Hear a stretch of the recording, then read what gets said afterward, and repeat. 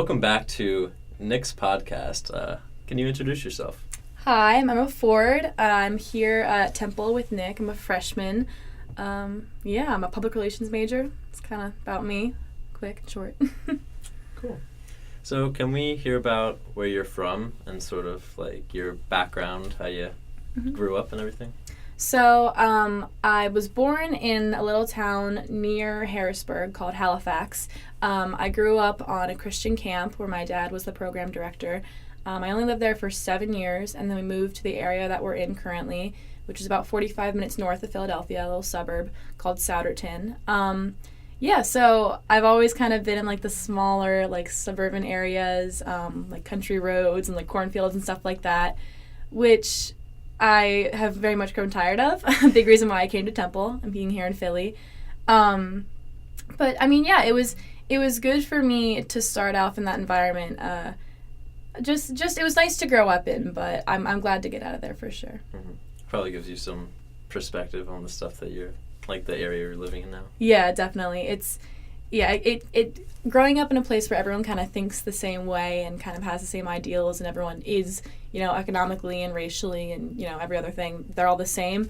It's safe, obviously, to grow up in, but once you hit that kind of breaking point, you realize, I don't really want this anymore for myself. I kind of want to break out, which, like I said, was a big reason why I'm here at Temple right now, just for the diversity, and just the diversity of ideas and people is really nice to be in. Cool. So, as well as the diversity coming to Temple, what sort of other factors influenced your choice to come here? Tuition was a big one. I'm paying for a lot of tuition by myself, so Temple gave me a lot of good scholarships, and they're cheap anyways. So that was a big reason. And then family is something that's really important to me, so I knew that I would want to be able to go home, not too often because I wanted to escape, but like I said. But have the option. Yeah, but have the option to be home if I wanted to. So that was another reason, because like I said, I'm 45 minutes away. The diversity, being in Philly, like being able to take an Uber, like an 8-minute ride to Center City is awesome. Or even jogging there. That's yeah, I saw you do that, and that's crazy. I could never do that. It's fun. But yeah, definitely having that option of jogging there, I guess. Sure. Okay, so what other schools did you apply to, like as well as Temple, and what made you pick this place, say, over some other college? Well, when I first started looking at colleges and, thinking about continuing on after high school, I thought that I'd go for musical theater or vocal performance. I was pretty set on that. So I looked at Manhattan School of Music, NYU, Carnegie Mellon, Ithaca, places like that. And as much as I still enjoy singing music and performance, and as much as I know I'll keep it as a part of my life forever, I just realized that it's not how I want to earn my money. It's not what I want to create stress in my life. I never want it to be something that I don't like doing or that I worry about doing. I want it to keep it something that brings me joy and passion and happiness. And I just realized that having a stable income is more important to me than I originally thought. So I decided not to major in that anymore. Like I said, I'm majoring in public relations as of right now. That might change. So I did apply to Ithaca and NYU still, and then I also applied to Penn State just because why not? Yeah, everyone does. Every Pennsylvania kid, yeah, everyone who's in Pennsylvania applies to Penn State. And then Temple, and I think that's it. Oh, I also applied to Carnegie Mellon because I just loved it so much. So yeah, I applied to all those places. I got into, I think, like 3 out of 5 of them. But then, yeah, I chose to go here to Temple. And I kind of knew I was going to go to Temple like way before I committed to. Like even before I heard back from some of my colleges, I was like, yeah, I'm going to go to Temple. It's kind of right for me. So, yeah. So singing and, can I say theater? Is that a good way to categorize yes. it? So singing and theater has been a big part of your life, and you said it will continue. So how much of your life did that make up before coming to college? So the first thing I ever did was in first grade. I was Goldilocks, my first grade play. No big deal. I wore a wig and everything. But I actually, my 7th grade year in middle school, my parents had to force me to do the school musical. I was absolutely petrified of, I would sing in front of them and I would sing to myself, but singing in front of anyone else, I was horrified. I remember one time when I was probably in 5th grade, I was like assigned to like sing in front of the church, and I was so scared that I cried and hid, and my sister had to do it like instead of me because I was just way too scared. So yeah, my parents forced me to do the musical in 7th grade, and I fell in love with it. I fell in love with the people, the environment, performing on stage. I was like, yo, like once you actually get used to this, isn't so scary. Like you're not even being yourself, you're being someone else, so it's like cool and like no one knows. So then after that, I just kept doing it every single year. I did the musicals, and then in high school I did the musicals and the plays at school, and I started doing community theater. I've probably been in like, oh gosh, I don't even know. Like many 40 something, yeah, like a lot of stuff. And yeah, it's crazy to go from being absolutely scared to just sing in front of anyone besides my parents to now I can perform in front of like thousands of people, and not thousands, but a bunch of people, and I'm like, oh, like I don't even get nervous anymore. It's just really cool to see that growth for me. So was it mainly through schooling that you did performances, or was it anything outside of that? So yeah, it was mainly school that I did performances. Like I said, I did the musical each year and the play each year. I was involved with, I'd say probably 3 or 4 community theaters. One that I especially loved was FaceTime Theater in Phoenixville, near Collegeville.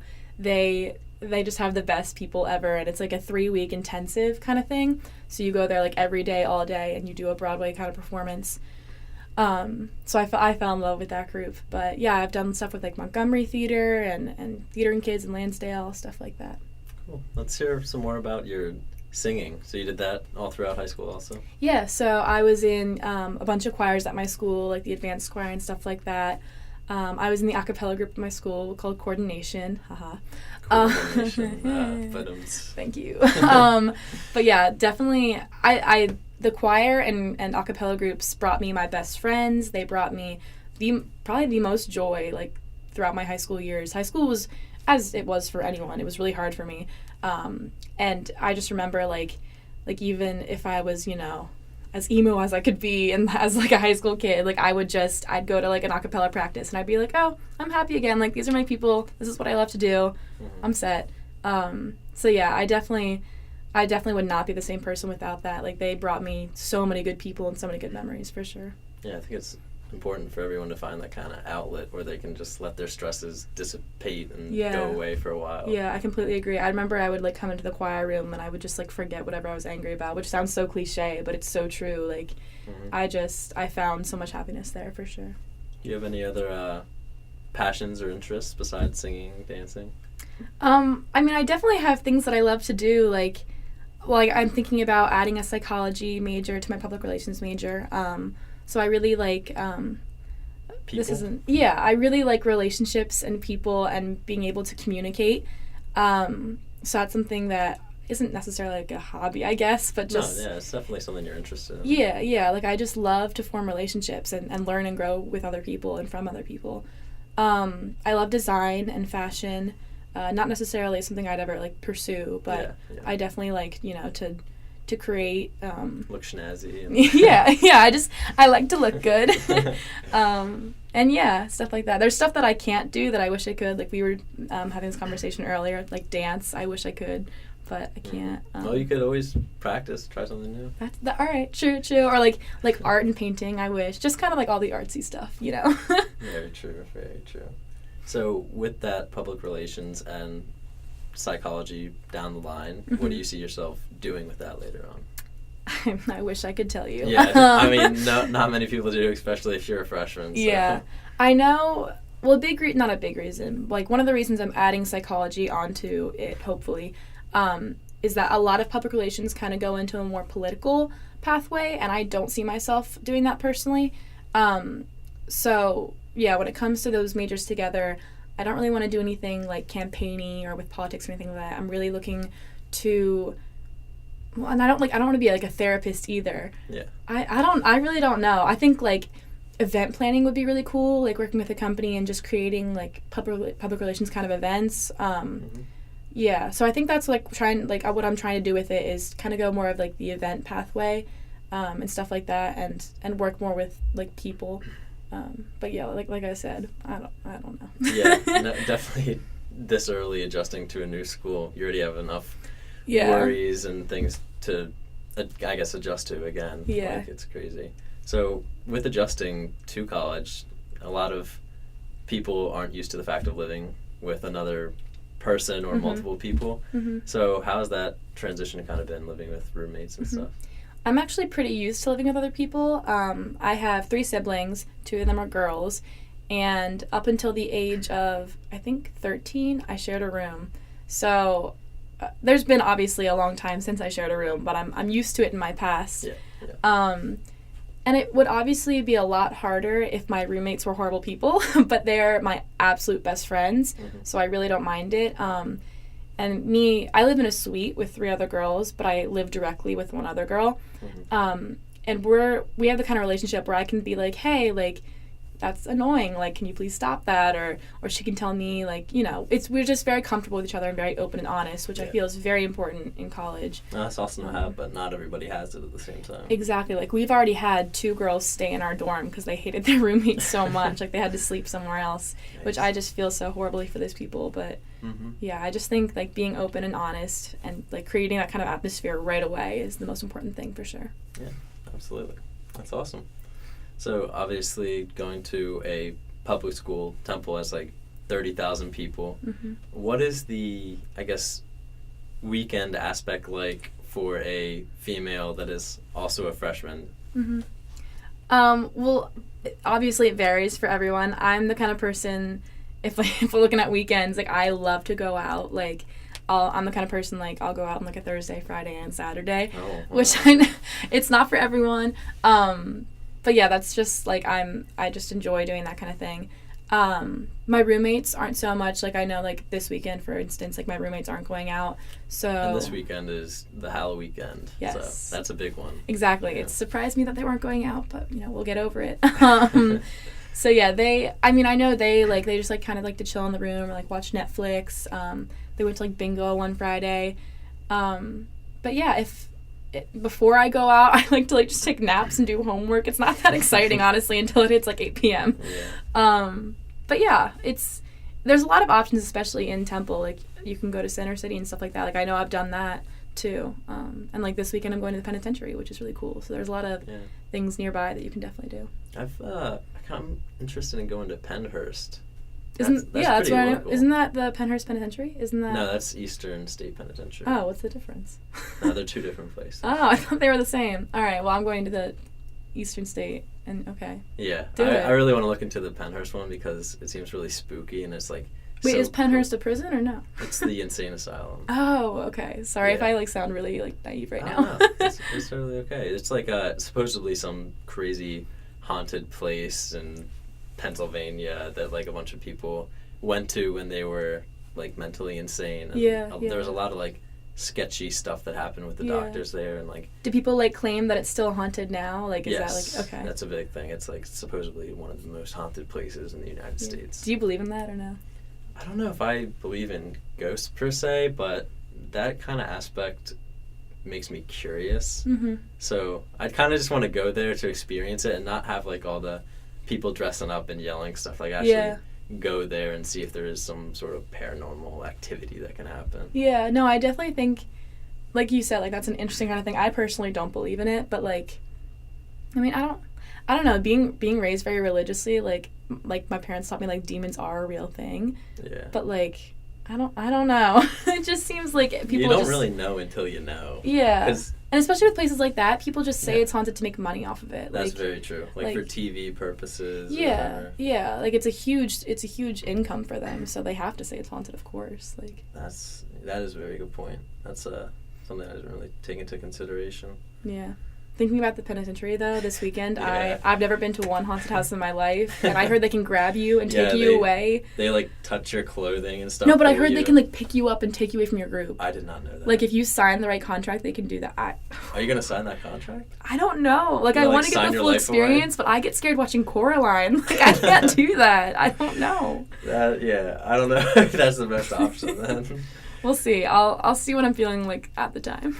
Jeez. Who else are you going with? Just your roommates? I'm not going with my roommates, actually. I'm just going with other friends. Okay. But yeah, I'm a little horrified, but we'll figure it out. Okay, so going back, this could actually kind of tie into, like, scariness per se, but say, like, weekends, like going out to parties and stuff, obviously girls have to be more cautious of who they're going around with, kind of like the buddy system and everything.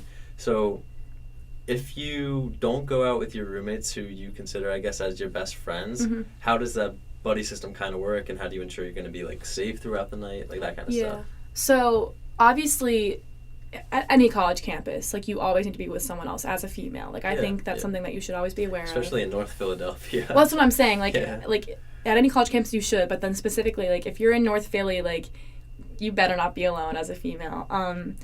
Which, like, for me, I'm a very independent person, and I'm the kind of person, like, especially when I, like, have had a little bit too much to drink and I'm at a party and I want to leave, I'll just be like, all right, bye, guys. And they're all like, no, Emma, you can't leave. Which I know is, like, a bad thing. I need to stop doing that. But I also get to the point where I feel bad if people walk me. Like, I never want to be that person where everyone's like, oh, we have to leave because we have to walk Emma. Well, think about it in the other, like, circumstance. If your friend was the person who wanted to leave. Well, yeah, no, I do understand both sides. Like, I understand they never actually feel that way. But it's just, like, I get to the point where it's like, all right, guys, I'm just going to go. And, like, I need to stop doing that. Because, like I said, in North Philly, like, I've been with, like groups of guys. Like, when I travel around with you guys, like, I've been with groups of guys and still been catcalled, which personally surprised me. But then again, I remind myself, like, I'm in a very different area than I ever have been before. Yeah, different environment. Yeah. So it's been eye-opening for sure, and it's made me realize, like, I need to stop, like, feeling bad. And I feel like every girl feels this way. I need to stop feeling bad or guilty for making people walk me or, like, go out of their way, because really it's just, like, everyone needs to stay safe. Like, that's the bottom line. And we'd rather make sure that you're safe in the first place. Yeah. So I think the big thing is just, like, don't travel alone, or, like, as independent as someone may be, like, just don't go by yourself, because you just, like, you never know. It's just scary. But speaking on the, like, good and positive aspects of partying, what's, like, the coolest or most fun thing that you've experienced so far? I remember you asked me this question before. And I told the one story about how I wasn't personally there, but my roommates, they were hanging out in our dorm, and this girl down the hallway who we'd never talked to before burst into our room with a traffic cone and an exit sign. And she goes, guys, look what I got. And she had stolen the traffic cone off the street, and she had ripped down the exit sign off, like, the ceiling. Oh my God. Which, like, don't do that, everyone. In your dorm building. Yeah. Oh my gosh. Like, never do that. That's bad. Don't destroy public property. But yeah, she comes in and she, like, talks to them for, like, a good 2 hours. But I mean, yeah, I guess just, like, I've been in, like, frat houses where the police have come in, which has been, like, scary, but nothing's ever, like, happened. Was college party life how you expected it? Like, looking at movies and stuff from high school? I mean, yes and no. I think it's... I don't know. I thought Temple would be much more of a party school than it necessarily is. Not saying it's not a party school, because I do believe that it is. Yeah. But I thought that it'd be kind of thing, like... I don't know. I just thought the parties would be way more accessible than they are necessarily, because, like, I know at least, like, frats here, well, you know better than anyone, frats here are really hard on guys and stuff like that. Which is kind of understandable, because if you're in a fraternity, most of the guys kind of just want girls to come to their parties, so it's basically every party, other guys would have to pay $5. You could be lucky and come with a big group of girls because you're contributing in that aspect, so they might not mind as much if the ratio from girls to guys is pretty high. So you could be lucky, but for most of the house parties and frat parties, guys do have to pay, and it kind of sucks, but you still have a good time. And it makes me feel bad, because I'll mostly, like, I'll travel around with, like, a bigger group of guys, like your group, and it just makes me feel so bad every time you guys have to pay, because, like, I remember we went to one party last weekend, and girls had to pay $3. We immediately left, because I was like, I'm not paying $3. Like, a word of advice: if you're throwing a party, don't make girls charge money to get in. Yeah, like, you're not going to get anyone. That was the stupidest thing. But I mean, it didn't necessarily surprise me anyway. It's just the fact that, like, I thought the parties would be a little bit more accessible than they are to, like, a bigger group of people. But then I understand why they have to, like, cap and they have to charge. But yeah. That is true. Do you have any advice for freshman girls that are, I guess, going into college or will be in college in the next few years? Well, to all freshmen in general, like, or anyone in general, like, at any age or time, don't put, like, a lot of pressure on yourself to figure everything out, which I know is cliche and everyone says it, but I'm the kind of person, like, I need to have everything like listed and planned and organized, and I need to know what I'm doing tomorrow, like hour by hour, which is a quality in myself that I like. I think it helps me, get through life easily. Mm-hmm. But I also am learning, like, it's impossible to know everything that you're going to do. And if you plan out every single thing in your life, you're going to be so boring and so set in your ways. So I'm just realizing, like, number one, it's okay to not know what's happening or what you're going to do. And it's good to be really spontaneous because you're going to get a lot of really good new experiences that way. So it's just kind of finding that balance of planning and then just letting things go and seeing what happens. So yeah, I'd give that advice to anyone entering college. Just release yourself, let yourself just, don't put so much pressure on yourself. Yeah. And then specifically freshmen girls, I mean, like, any college campus, especially Temple, just be safe. Don't try to be, like, independent.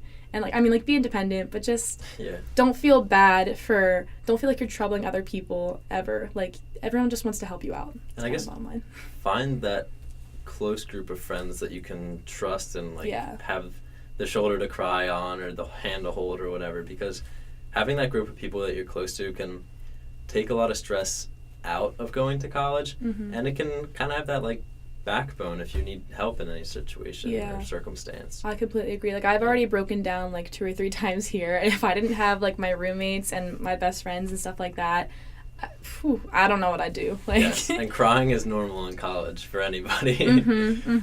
If you have a breakdown, then it is completely, like, because I would always feel bad when I would cry or break down to other people. Like, I would always, like, never want to, like, show them my emotions or trouble them. But like I said, like, sometimes, you're not troubling them. Sometimes, like, you just got to let it out, and people want to help you and know you. So, yeah.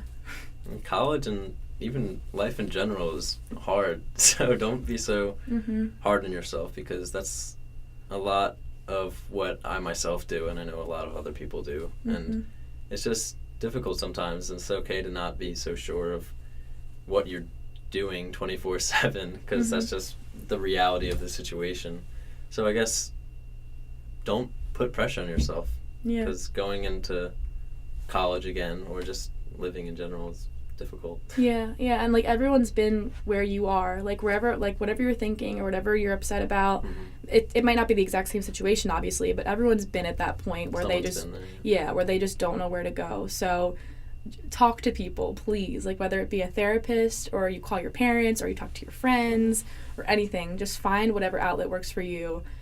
Even if you're not upset, even if you're at a good place, just find an outlet to talk about, because it's just healthy to have other people. And college campuses even have pretty good counseling programs, whether it be psychologists on campus or even just people to talk to if you're feeling down, depressed, or so you got a bad grade on a test one day and you just need somebody to talk to and let it out. Like, they have really good resources. A lot of places where you go. So I know at Temple they have like a whole building basically dedicated to, like, different counselors and just talking to people, because when you have that many people, you really need it. Yeah, for sure. And I know I've already said this, like, multiple times, but I just could not stress this enough, because it's something I struggle with so much. Like, never feel like you're taking up someone's time or you're troubling someone. Like counselors are hired to do that. Like, they're literally paid to help you. So yeah, just don't ever bottle it up because you feel like you need to, because you don't want to, like, take up anyone's time. Like, you need to get it out. It's healthy. Awesome. Well, thank you very much for being on the show. Thank you. It. This was fun. I liked this. Cool. All right, Wanda, right there. Mechanism.